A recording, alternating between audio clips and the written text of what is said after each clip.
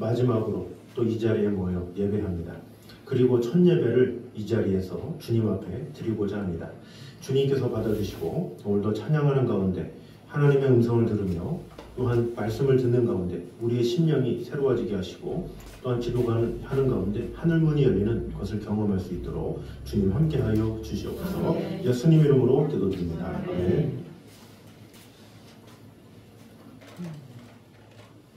우리 주를 위한 이곳에 우리 같이 찬양하도록 하겠습니다.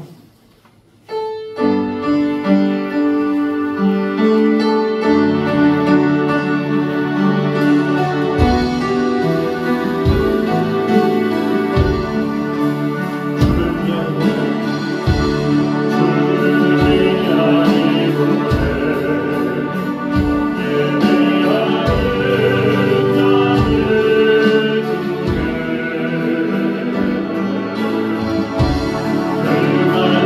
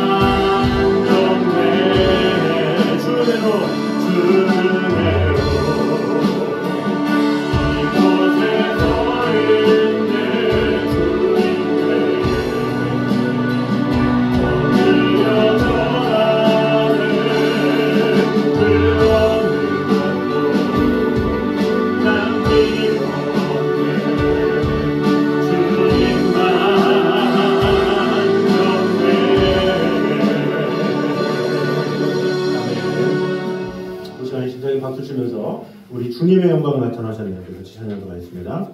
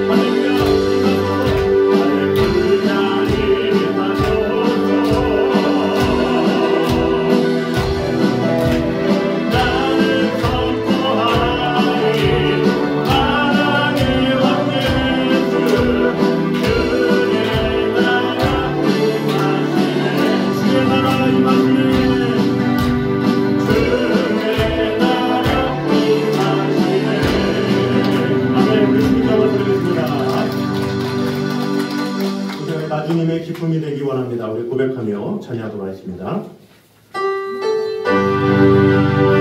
내가 원하는 한 가지가 있습니다. 주님의 기쁨이 되기 원합니다. 우리는 고백으로 다 같이 찬양하도록 하겠습니다.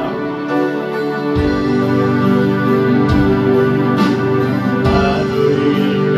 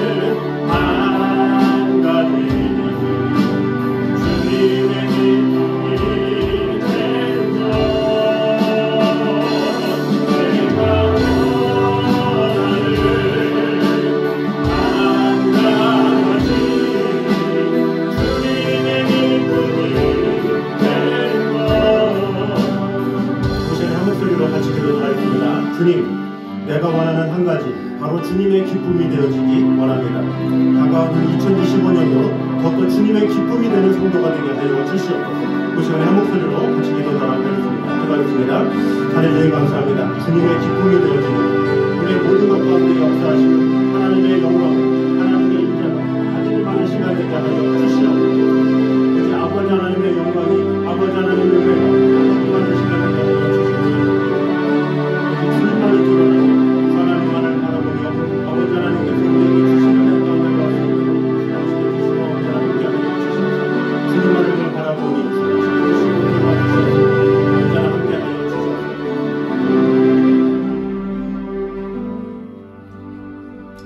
이 시간에 자유의 하나님께서 나오셔서 기도해 주시겠습니다.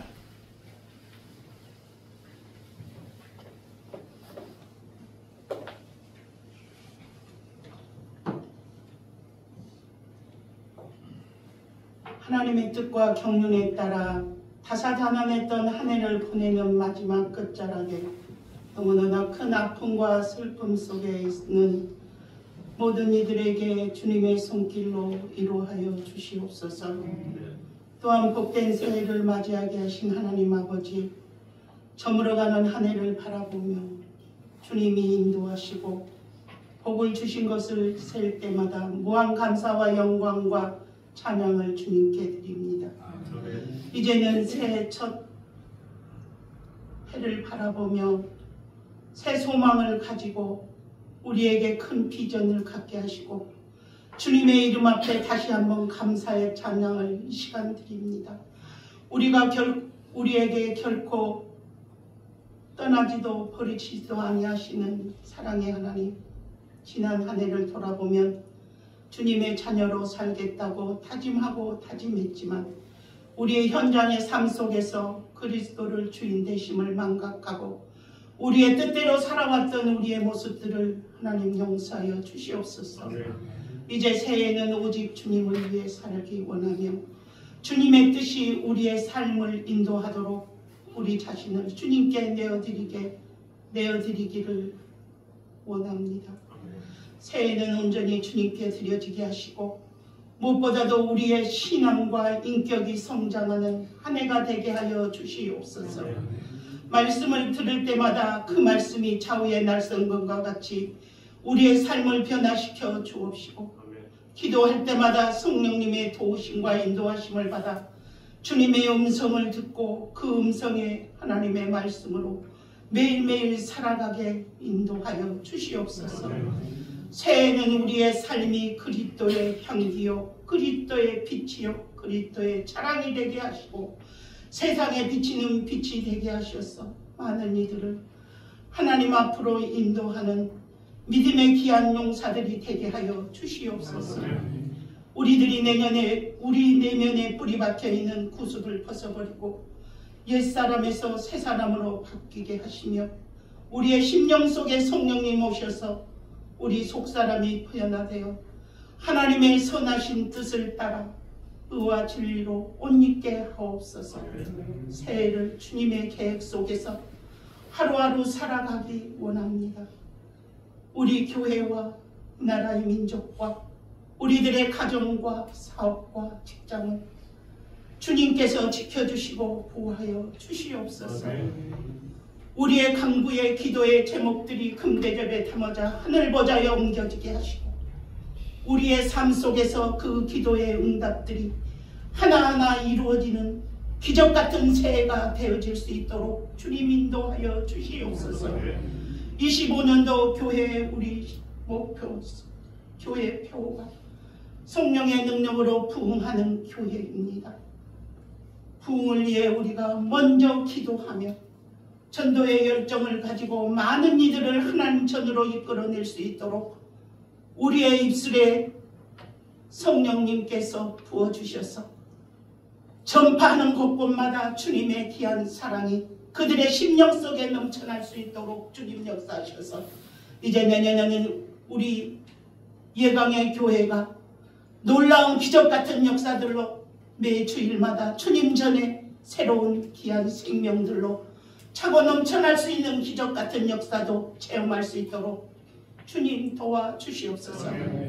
세우신 목사님께 성령의 두루마기로 감싸주시고 하나님의 말씀으로 목마른 양들이 부족함이 없게 하시며 영육간의 생명의 양식이 되게 하시고 생명수가 되게 되어져서 지치고 아픔 속에 살아가는 이 세상 속에서 우리 모든 성도들이 승리의 삶 살아가도록 주님이 붙잡아 주시옵소서. 이 시간 귀한 찬양을 통하여 우리 주님 홀로 영광 받아주시고 사랑 많으신 거룩하신 예수 그리스도 이름 받들어 감사하고 기도 올려옵나이다.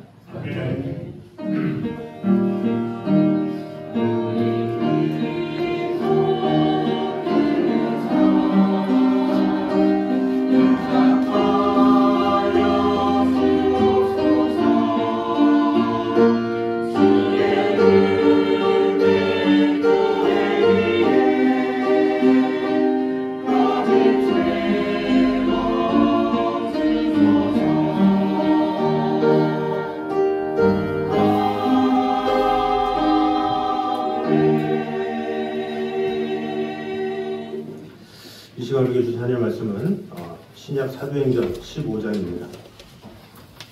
15장 12절에서 21절까지 말씀입니다. 사도행전 15장 12절에서 21절까지 말씀입니다.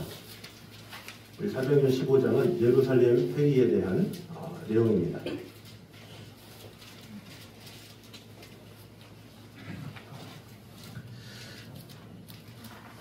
신약 213페이지입니다.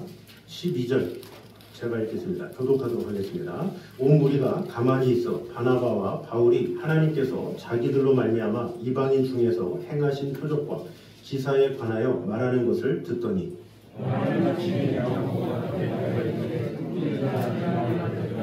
하나님이 처음으로 이방인 중에서 자기 이름을 위할 백성을 취하시려고 그들을 돌보시는 것을 시므온이 말하였으니 이후에 내가 돌아와서 다윗의 무너진 장막을 다시 지으며 또 그 헛무너진 것을 다시 지어 일으키리니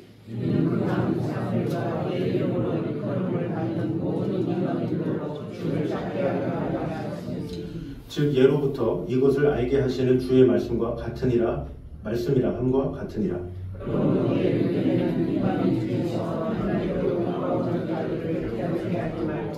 다만 우상의 더러운 것과 음행과 목매어 죽인 것과 피를 멀리하라고 편지하는 것이 옳으니 이는 예로부터 각 성에서 모세를 전하는 자가 있어 안식일마다 회당에서 그 글을 읽음이라 하더라. 아멘. 이 시간에 글로리아 찬양대 찬양했습니다.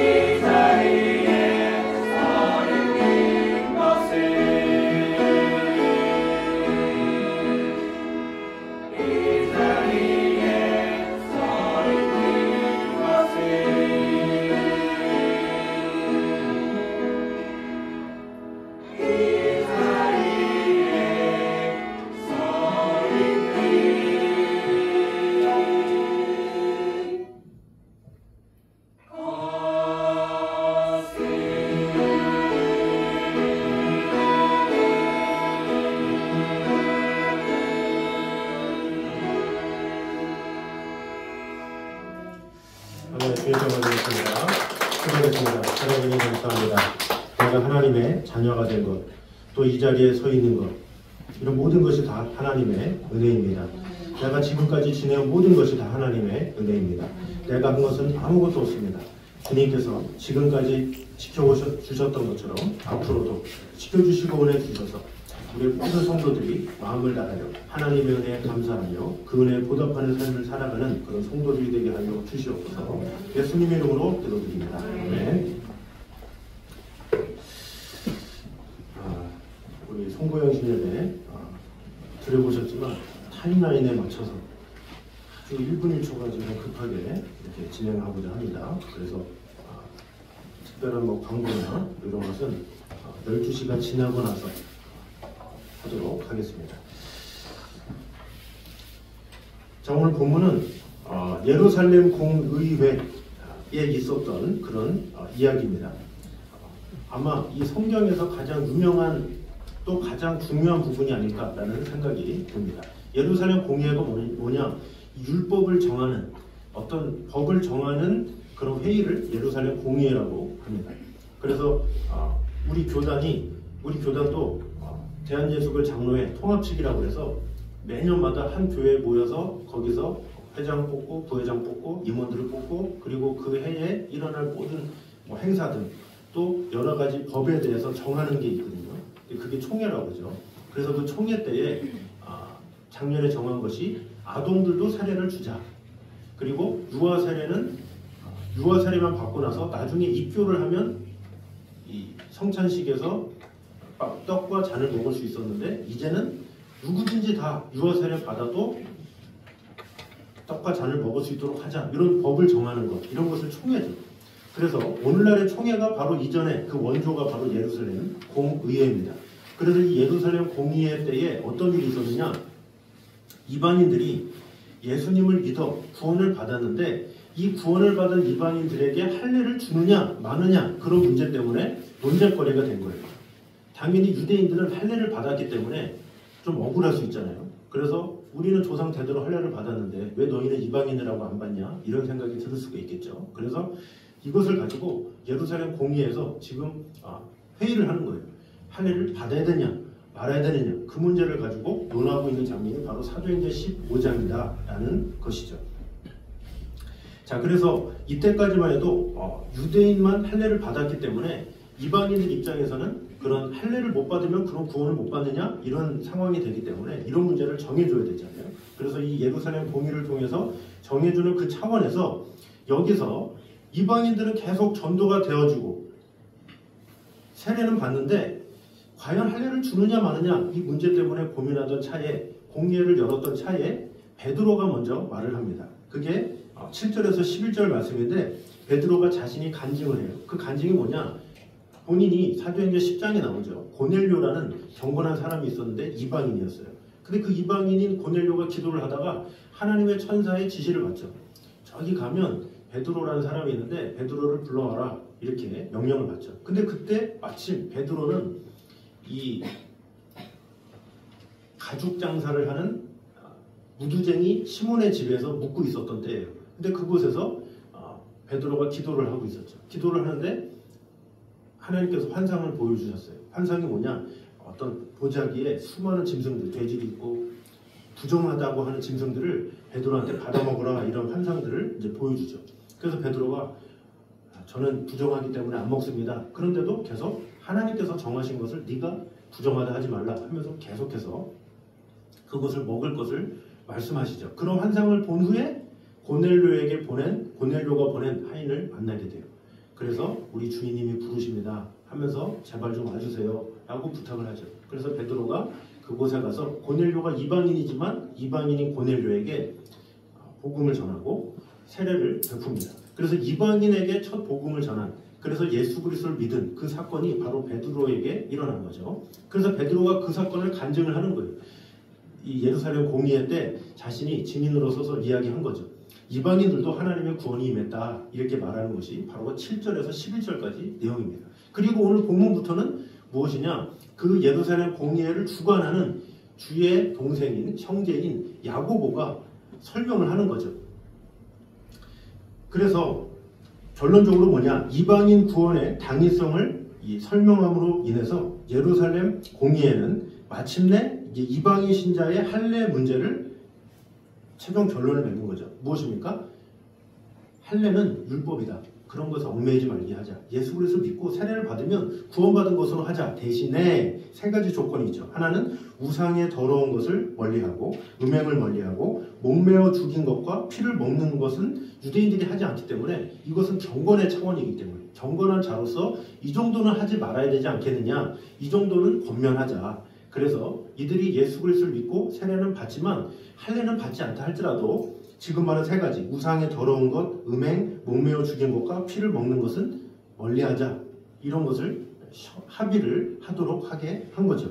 자, 그래서 이 야고보의 변론이 무엇이냐? 초대교회로 하여금 복음과 율법과의 관계를 바르게 인식하게 했고 이신득이의 원리가 기독교의 기본 진리로 확립되는 계기가 됐어요. 이신득이, 이신칭의 이게 뭡니까?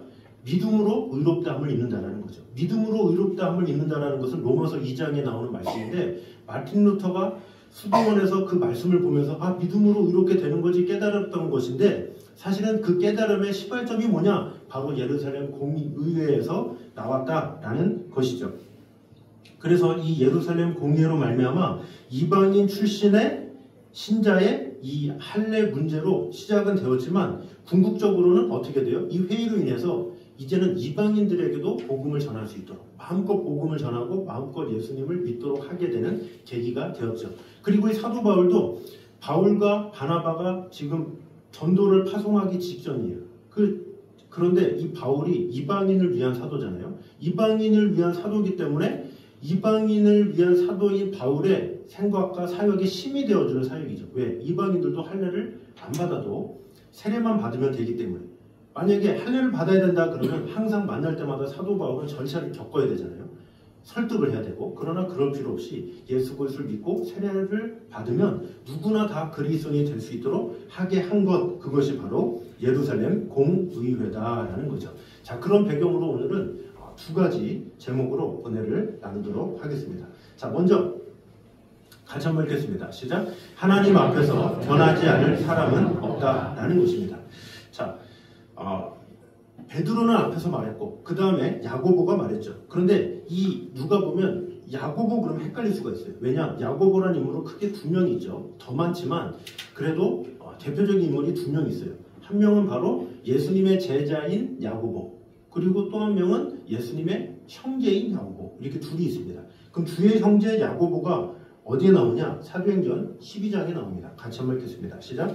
그때에 헤롯 왕이 손을 들어 교회 중에서 몇 사람을 해하려 하여 요한의 형제 야고보를 칼로 죽이니 자 헤롯 왕이 손을 들어 교회 중에 몇 사람을 해하려고 작정해서 누구 죽였어요? 요한의 형제 야고보를 칼로 죽였다 이렇게 말을 하고 있죠. 그 12제자 중에 가장 먼저 순교한 사람이 바로 야고보예요. 이 야고보는 예수님의 제자였죠. 이 예수님의 제자인 야고보는 베드로, 야고보, 요한 이 셋 중에 하나예요. 그래서 예수님이 야이로의 딸을 살리실 때 또 산상수 변화산 사건이 있었을 때 또 겟세도마 동산에서 기도하실 때 데리고 갔던 세 명의 그 수제자 중에 한 명이 얼마나 애지중지하던 그런 제자였습니까? 그 제자가 바로 이 야고보다라는 거죠. 그래서 이 주님과 아주 친밀한 존재라고 할 수가 있죠. 그럼 예수님의 제자 중에 친밀한 제자 그러면 우리는 베드로, 요한, 세 번째 야고보 이렇게 들 수가 있는 것이죠. 자 그런데 오늘 본문에 나오는 야고보는 순교를 당한 야고보가 아니라 주의 형제 야고보입니다. 그래서 이 사람의 권위 있는 말로 회의를 종결하게 되는데 이 폐회사가 이 복음을 옳게 확립하는 정통적인 계기가 되었습니다. 한치의 오류나 부족함이 없었다. 그래서 이 예루살렘 공의회를 이 신학자들은 아주 위대한 회의다 이렇게 평가를 하고 있습니다. 그래서 당시에 베드로도 감옥에서 나온 후에 야고보와 그의 형제들에게 전하라 이렇게 말하죠. 왜? 야고보가 그 당시 때 지도자였기 때문에. 그 뒤에 있는 사도행전 12장 17절 야고보는 살인을 당하고 예수님의 제자인 야고보는 살인을 당하고 베드로는 감옥에 갇히거든요. 그리고 감옥에 갇혔다가 나온 다음에 사건이 이겁니다. 읽어보겠습니다. 시작. 베드로가 그들에게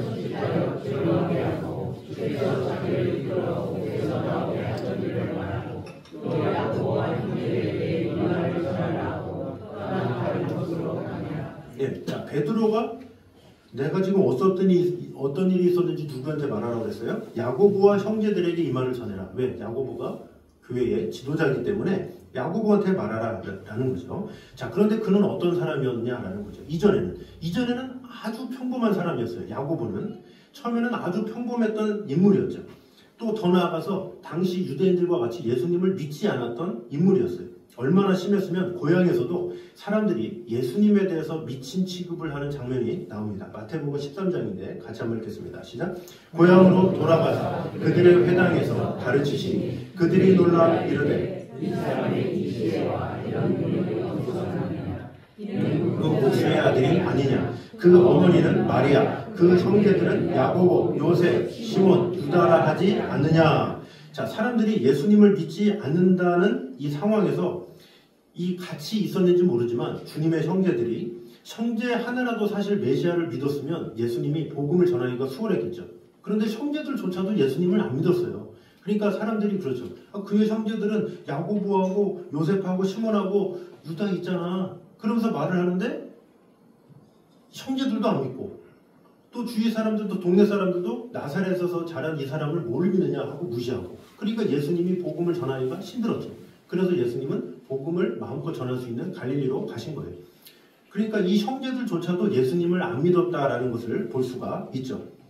그러다가 나중에 야고보가 변화되는 사건이 있었습니다. 어떻게 변화되는지 모르는데 근거를 찾아보면 고린도전서 15장의 부활장에 이 야고보가 언급되어 있습니다. 고린도전서 15장 4절부터 한번 읽어보겠습니다. 시작. 장사 지낸 바 되셨다가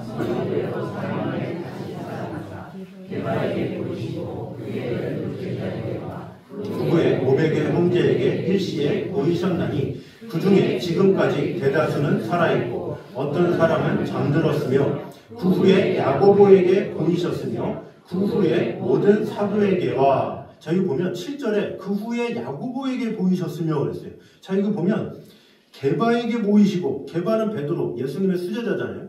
그럴 수 있죠. 그런데 그 후에 12제자 통으로 말하죠. 500 형제 통으로 말해요. 대다수 목격자 통으로 이렇게 말하죠. 그런데 야고보에게 보이셨으며 한 명의 이름에 집중하고 있어요. 왜? 한 명과의 그 만남이 얼마나 극적이기 때문에 야고보에게 보이셨다라고 이렇게 말씀하고 있습니까? 그만큼 야고보가 만난 그 주님, 그 만남이 너무나도 깊었기 때문에 너무나도 뜻깊었고 너무나도 은혜스러웠기 때문에 그 사건을 계기로 야고보가 변화가 된 거예요. 예수 그리스도 그분이 나의 주님이시구나. 나의 삶의 주인이시구나. 하나님의 아들이시구나. 그것을 깨닫게 되었죠. 그때부터 야고보는 헌신하게 되었고 초대교회의 지도자가 되게 되었다라는 것이죠. 그리고 그가 나중에 어떻게 됩니까? 야고보서를 쓴 위대한 성경 저자가 되었다라는 것이죠.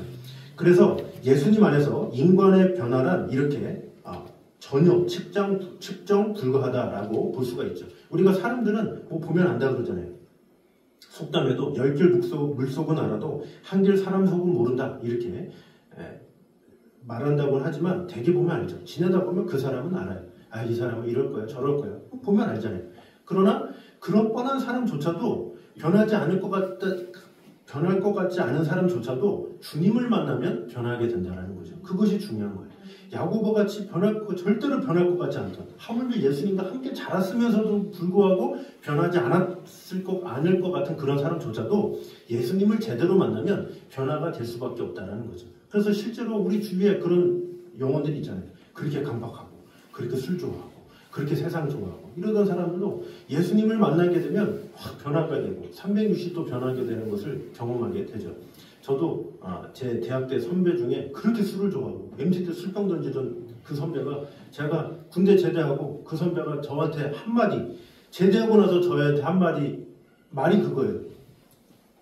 술 얘기가 아니라 마태복음 4장 19절을 저한테 암송했어요. 나를 따라오너라. 내가 너희로 사람을 낳는 어부가 되게 하리라. 깜짝 놀랐어요. 세상에 이런 술주정뱅이가 변화가 돼가지고 이렇게 되다니 왜 그렇겠습니까? 하나님을 만났기 때문에 예수 그리스도를 만났기 때문에 변화가 되었다라는 거죠. 그래서 실제로 삭개오나 마태나 수가성 여인이나 사울이나 어거스틴이나 이기풍 선교사나 이런 분들이 그 당시 때 사람들은 어떻게 변하겠냐 생각했지만 주님 안에서는 모두가 다 변화될 수 있다라는 거죠.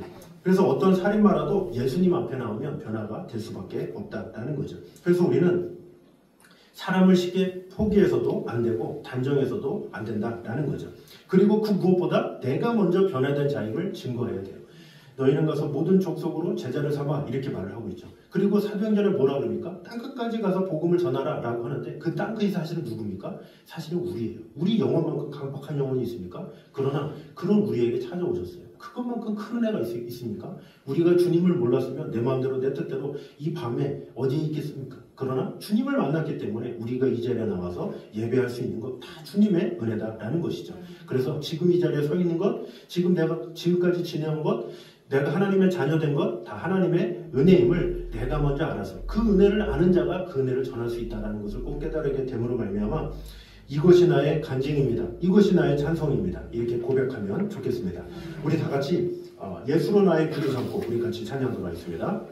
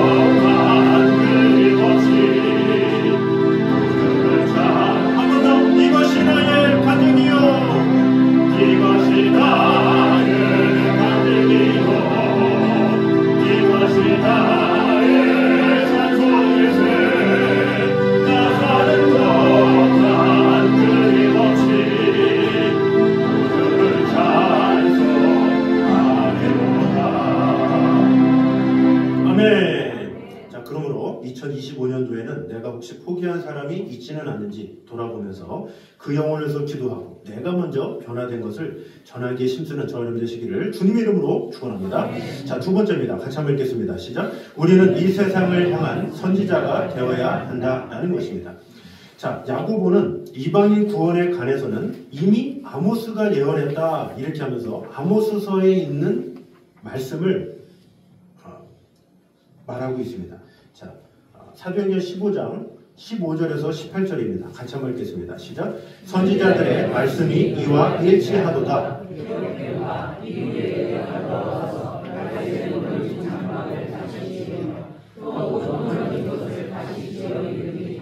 이는 그 남은 사람들과 내 이름으로 일컬음을 받는 모든 이방인들로 주를 찾게 하려 하셨으니 그 예로부터 이것을 알게 하시는 주의 말씀이라 함과 같으니라. 아멘. 그러니까 이 말씀은 아모스 9장 11절과 12절의 말씀이에요. 그래서 아모스는 예수님이 오시기 무려 800년 전에 예수님이 오셔서 이루어질 일들을 이미 알고 있었던 셈이죠. 이것이 바로 선지자의 위대함입니다.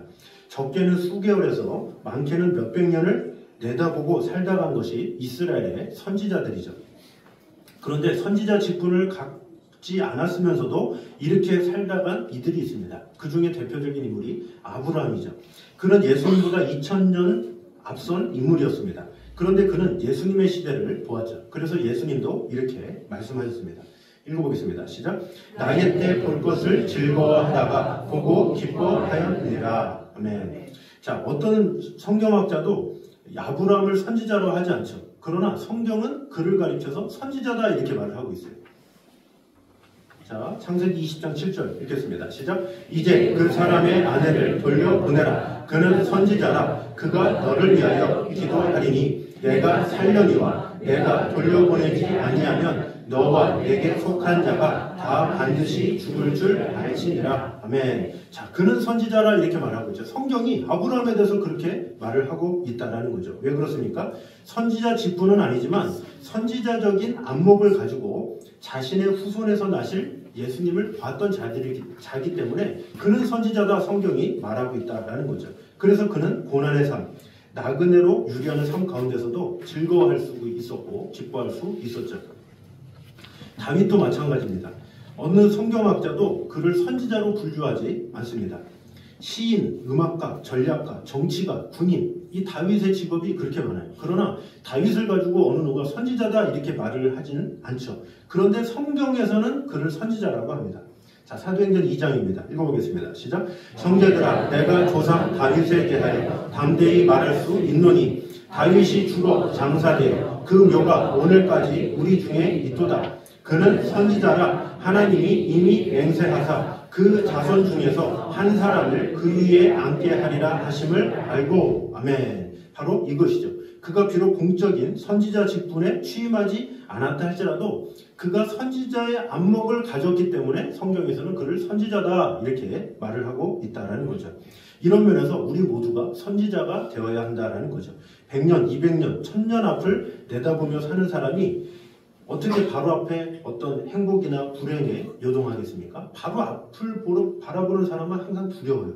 떨리고 어떻게 될지 모르고 이리 흔들리고 저리 흔들리고. 그러나 멀리를 내다보는 사람은 당장 벌어진 일들에 요동하지 않는다라는 거죠.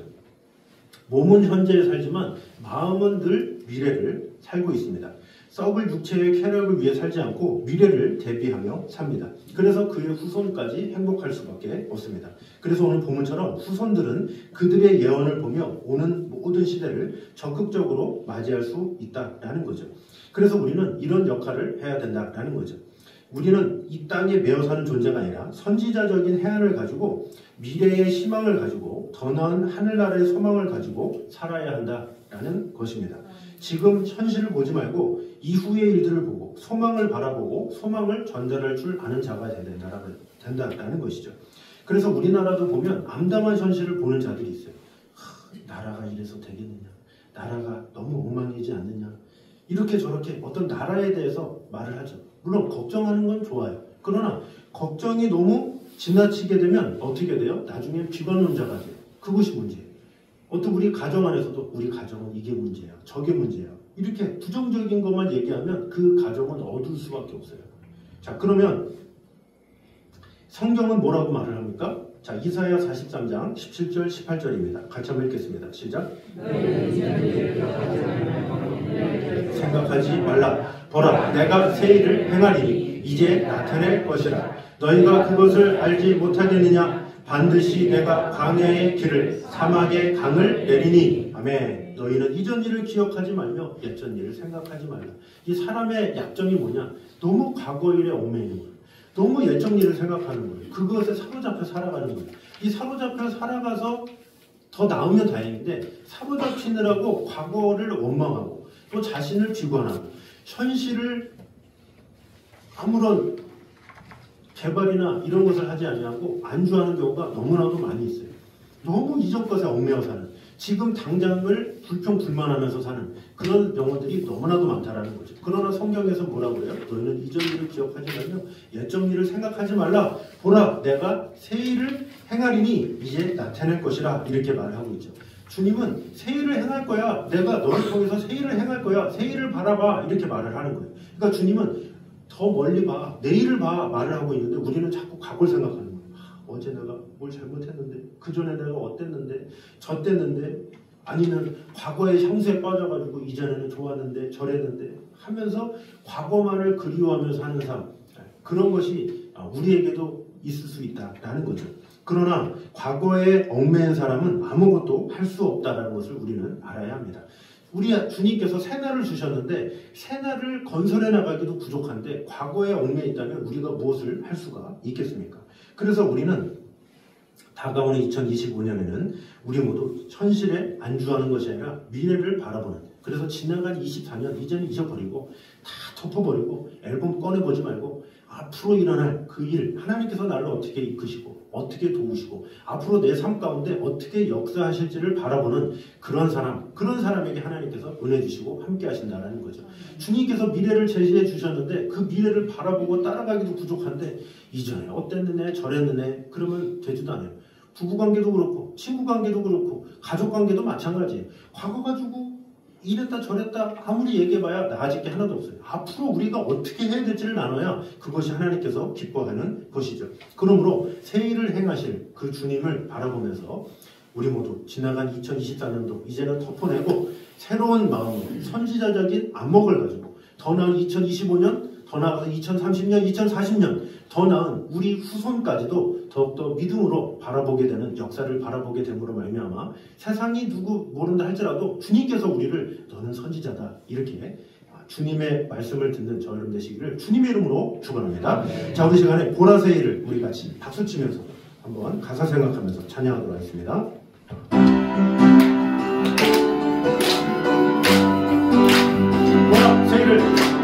보라새일을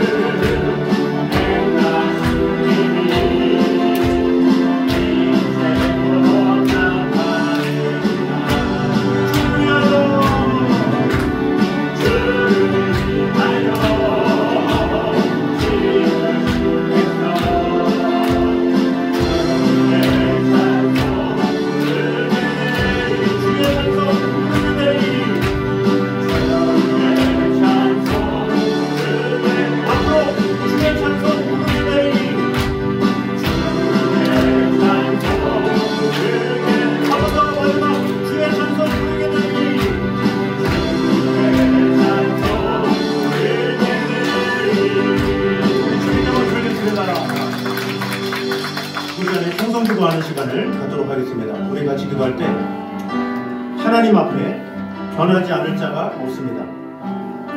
내가 많은 기도를 해도 변하지 않는다 이런 생각을 하지 말고 주님의 크신 능력을 믿고 나를 변화시키신 주님, 땅끝이었던 나까지도 시켜주셨던 하나님이 다른 영혼도, 내가 기도하는 영혼도, 내가 사랑하는 영혼도 변화시켜 주시려는 믿음을 가지고 주님, 그 영혼을 위해 기도하는 자가 되기 원합니다. 2025년도 그 영혼을 꼭 전도하고 싶습니다. 그 영혼을 하나님께로 이끌기 원합니다. 그 영혼을 주님께서 지켜주시고 돌봐주셔서 그 영혼을 더욱더 사랑하는 자가 되게 하여 주시옵소서. 이 시간에 먼저 한 목소리로 기도할 때, 주님, 내가 마음속에 품끓인 영혼 금년 한 해 전도하려고 시도를 했지만 전도하지 못했던 그 영혼,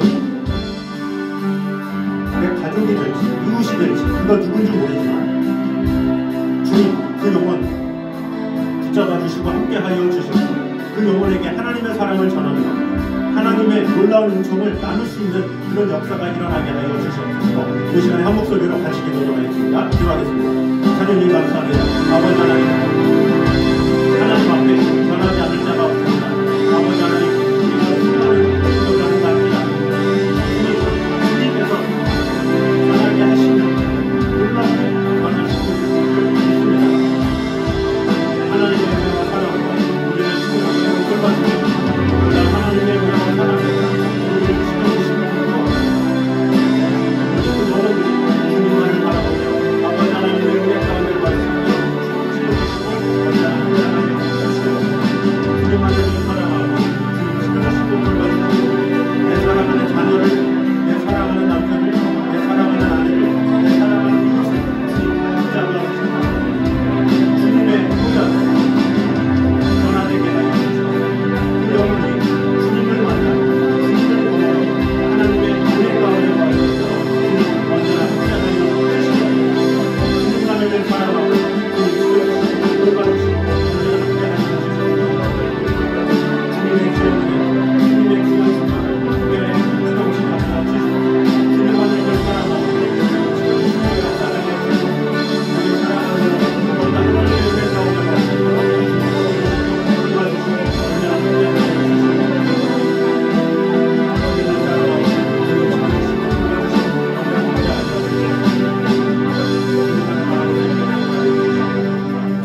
우리 한 번 더 기도할 때에 지금 우리는 현재를 삽니다. 그러나 과거에 살지 않게 하여 주시옵소서. 먼저 기도했으면 좋겠습니다. 이전 것을 기억지 말고 옛적 일에 마음을 두지 않게 하여 주시옵소서. 오직 새 일을 행하시를 하나님의 영광을 바라보는 자가 되기 원합니다. 선지자적인 시야를 가지고 살아가길 원합니다. 아브라함이 100년 뒤 2000년 뒤를 바라봤던 것처럼 다윗이 예수님이 오실 것을 바라봤던 것처럼 우리 또한 우리 후손들을 바라볼 수 있는 더 나은 미래를 바라볼 수 있는 한국교회의 미래를 꿈꿀 수 있는 그런 꿈을 가진 자가 되게 하여 주시옵소서. 그래서 하나님께서 주신 비전으로 과거에 얽매이는 자가 아니라 그 힘으로 살아가는 그 미래를 꿈꾸며 하나님께서 주실 그 능력을 받아 살아가기를 원하는 그런 자가 되기 원합니다. 그런 마음으로 우리 시간에 한 목소리로 다시 한번 기도하도록 하겠습니다. 하나님 감사합니다. 아버지 하나님 정말 주님 역사하여 주시옵소서. 우리가 현재를 살지만 과거에 얽매이는 자가 되지 않고 주님 역사하여 주시옵소서. 아버지 하나님의 은혜가 아버지 하나님의 사랑 그녀의 주님만을 하여 주시옵소서. 진실된 마음으로 주님만을 사랑하고 주님만을 믿어 하나님만을 사랑하는 나아가시고 지켜주시고 돌봐주시고 함께하여 주시옵소서. 아버지 하나님의 영광과 그 모든 것을 주님을 향할 수 있도록 지켜주시고 돌봐주시고 주님께서 우리를 지켜주시고 돌봐주시고 부모보다 하나님께서 주시는 능력으로 이전 것을 기억하지 말자 주님을 생각하지 말자 주님께서 주시는 능력 하나님께서 사랑하게 나아가시고 지켜주시고 돌봐주시고 아버지 하나님의 영광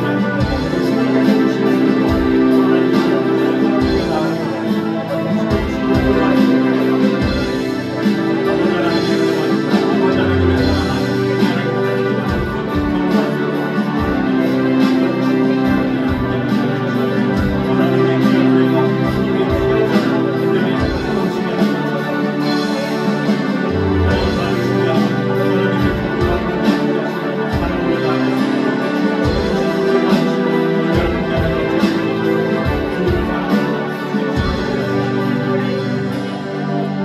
하나님 감사합니다. 하나님 앞에 변하지 않을 자 없습니다. 내가 많은 기도를 해도 변하지 않는 자 생각하지 않게 하여 주시옵소서. 주님의 능력이 있으면 모든 사람을 다 변화시켜 주실 줄 믿습니다. 사도 바울이 변화됐던 것처럼 어거스틴이 변화됐던 것처럼 수가성 여인이 변화된 것처럼 우리가 전도하고자 하는 그 영혼도 변화될 줄 믿습니다. 내 사랑하는 자녀들도 변화될 줄 믿습니다. 아버지 하나님의 은혜와 평강으로 지켜주셔서 그 자녀들이 더욱더 복된 자녀들 하나님의 은혜 가운데 거하게 하여 주시고 또한 현재를 살지만 미래를 바라보면서 하나님께서 주시는 비전으로 과거에 얽매여 사는 자가 아니라 주님께서 주시는 힘으로 살아가는 자가 되게 하여 주시옵소서. 예수님의 이름으로 기도드립니다. 아멘.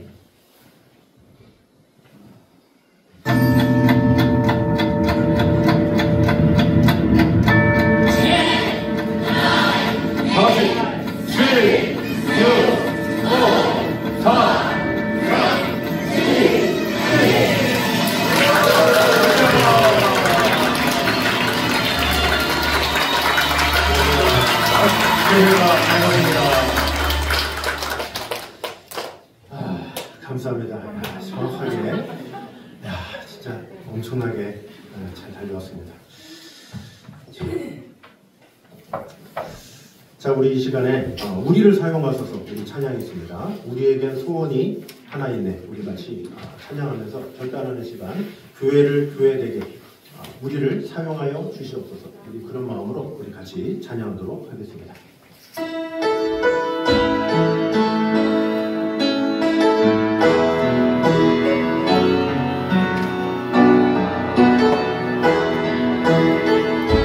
우리에겐 소원이 하나 있네.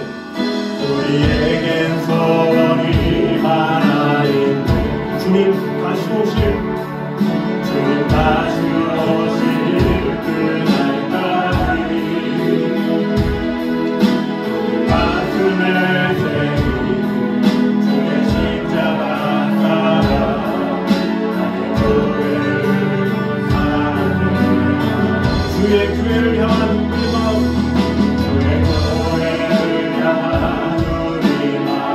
희생과 포기와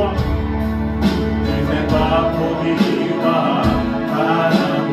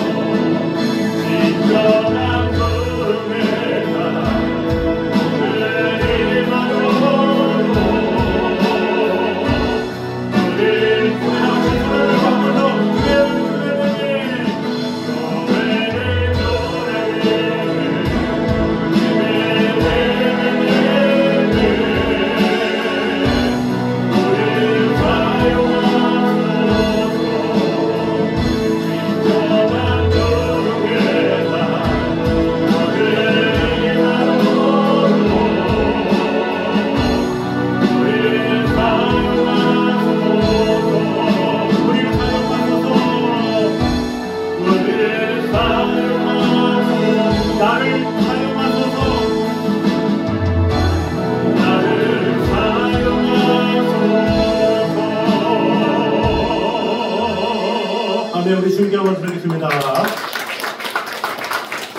우리 옆 사람과 우리 축복 인사 한번 하도록 하겠습니다. 새해에도 주님의 넘치는 은혜 많이 받으세요. 인사하겠습니다. 시작. 새해에도 주님의 넘치는 은혜 많이 받으세요. 아멘. 자, 우리 한 번 더 인사합니다. 2025년에는 새 일을 행하시는 하나님을 경험합시다. 시작. 2025년에는 새 일을 행하시는 하나님을 경험합시다. 아멘. 자, 우리 이 시간에는 말씀 카드를 또 뽑도록 하겠습니다. 그 말씀을 우리가 뽑으면 전체를 너무 이해하려고 하지 마시고 그 말씀에서 한두 단어를 이렇게 뽑아서 정리를 해보세요. 그래서 나에게 순종하길 원하시는구나, 나에게 희생하길 원하시는구나, 뭐 이런 거를 해서 1년 동안 그렇게 살아보는 거예요. 그러면 그 말씀 카드를 뽑은 것으로 인해서 하나님을 만나고 경험할 수가 있어요. 그러니까 같은 말씀이라도 누구는 뽑아서 하나님을 경험하고 하나님을 체험하고, 또 누구는 매년 말씀을 뽑는데 뭐 디자인만 달라지네 이렇게 생각하는 분이 있습니다. 같은 말씀이라도 그 말씀을 내가 어떻게 받아들이느냐, 내 마음에 달려 있습니다. 그래서 우리 시간에 이쪽부터 이렇게 나오시면서 말씀 카드를 기도하는 마음으로 뽑으시기 바랍니다. 그리고 또 자녀에게나 꼭 이렇게 전달하실 분은 같이 이렇게 뽑으시면 되겠습니다. 우리 반주해 주시고 이쪽부터 이렇게 말씀을 뽑아주시기 바랍니다.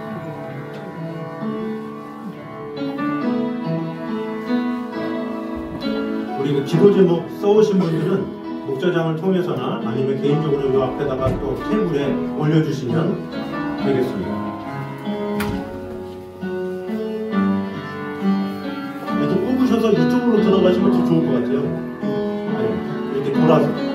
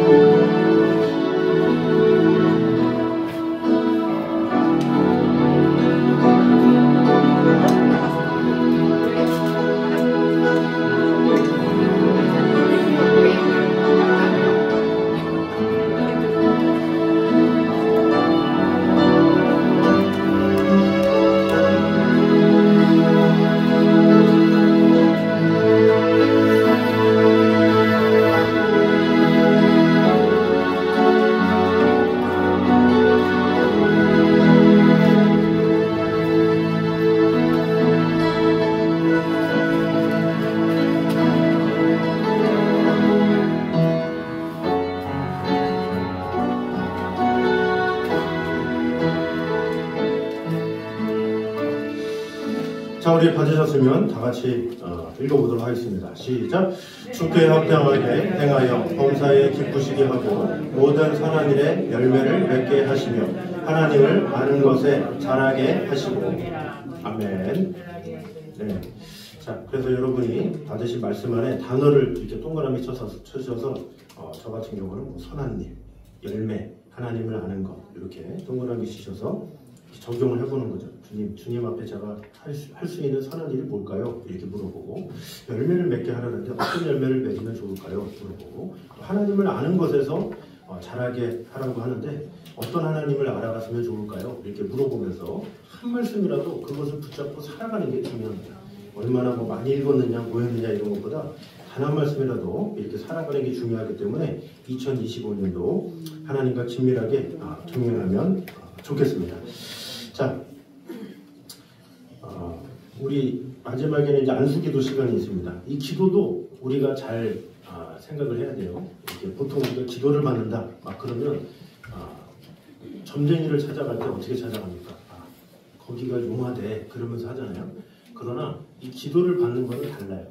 능력이 저한테 있는 게 아니라 오직 하나님께만 있는 거예요. 하나님께서 능력이 있으신데 하나님께서 기름 부은 자를 통해서 기도를 해주시는 건데 중요한 것은 능력은 목회자한테 있는 게 아니라 오직 하나님께만 있는 거예요. 근데 뭐가 다르냐? 저에게는 사랑이라는 게 있어요. 그 부모가 이 자녀들이 배가 아프다 그러면 이렇게 문질러주면 어머니가 이렇게 문질러주면 낫잖아요. 그 왜 낫겠어요? 사랑이 있으니까 낫는 거예요. 사랑하는 마음으로. 그러니까 저도 사랑하는 마음으로 기도를 해드리는 거예요. 또 중요한 것은 여러분이 믿음으로 화답해야 돼요. 저도 믿음으로 또 사랑으로 이렇게 기도를 하지만 여러분이 될 줄로 믿습니다. 그럼 믿음으로 같이 화답하고 기도하면 하나님께서 들어주지 못할 응답이 없는 거예요. 그래서 저도 사랑하는 마음으로 기도하겠지만 여러분도 같이 믿음으로 이렇게 화합할 때 기적과 은혜가 일어난다는 것을 꼭 기억하시고 뭐 능력이 있네 없네 뭐 어떤 이런 쪽으로 생각하지 마시고 그런 게 아니라 오직 능력은 주님만 주시는 거고 그 능력 위에 저는 여러분에게 사랑을 더하는 마음으로 전심으로 기도해 드릴 거고 여러분은 믿음으로 이렇게 화답해서 이렇게 하시면 오히려 여러분에게 큰 축복이 될 겁니다. 사무엘 상에 보면 한나가 누구한테 맡깁니까? 엘리 제사장한테 자신의 아들을 맡겨요. 말이 됩니까? 이상한 사람이잖아요. 엘리 제사장. 한나가 울면서 기도하는 거 가지고 술 먹었구만. 이런 사람이면 제사장으로서 빵점 아닙니까? 그런데 그 제사장한테 맡겼어. 왜요? 하나님께서 키우실 거니까. 한나에게는 그런 믿음이 있었어요. 하나님께서 키우실 거기 때문에 엘리가 아무리 이상한 사람이든 상관이 없는 거야. 왜? 하나님께서 결국엔 키우실 거니까. 실제로 엘리가 키우잖아요. 어떻게 보면. 기도하는데 어떻게 해라 저렇게 해라. 근데 사실 믿지 못하잖아요. 근데 그럼에도 불구하고 맡겼다라는 것은 한나는 엘리한테 맡긴 게 아니라 하나님께 맡긴 거예요.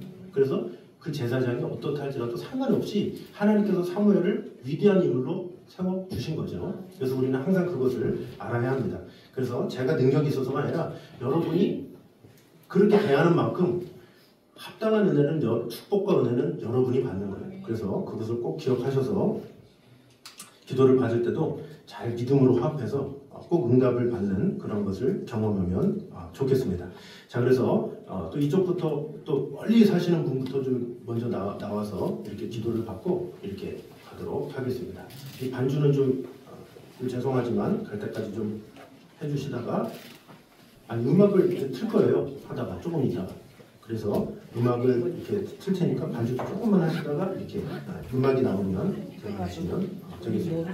자, 먼저 이쪽부터 이렇게 순서대로 해서 좀 멀리 있는 분, 또 아니면 급히 가실 분들부터 해서 기도를 받도록 하겠습니다. 자, 먼저 반주는 해주시고